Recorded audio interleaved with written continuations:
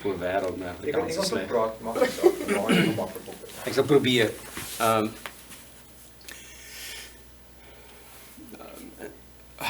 Ons is almal maar gewoond dat in Suid-Afrika is daar 'n sekere mate van aantasting, touch.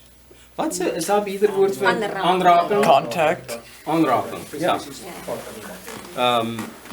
Wat ons gewoond in is, sekere familie of nabye vriende kan ons 'n soentjie gee of 'n drukkie gee of sulke tipe dinge, maar dit is maar basies waar dit stop.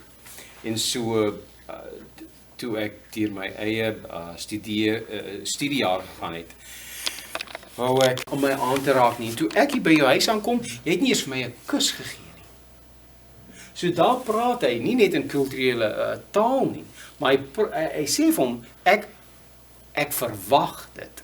As jy kyk nou hoe hy Petrus hanteer het in die laaste aand waar hy met hulle nagmaal gehou het. Nou, toe trek hy hom aan, toe begin hulle voete was en sê Petrus, nee, ek kan nie laat jy dit vir my doen nie. Kyk hy vir hom so, sê hy, regtig, as jy my nie toelaat om jou aan te raak nie, dan het jy geen deel van my nie.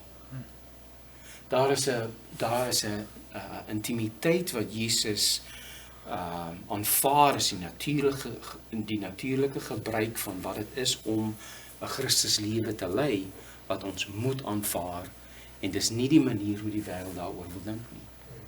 En so die boek gaan oor daai realiteit, dat Jesus is baie meer aanrakend, baie meer intiem met mense as wat ons verwag hy is.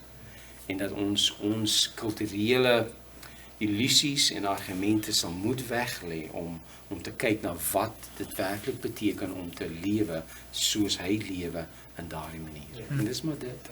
En as, ja. So dis kom jy meer drukkie gegee het. Ja.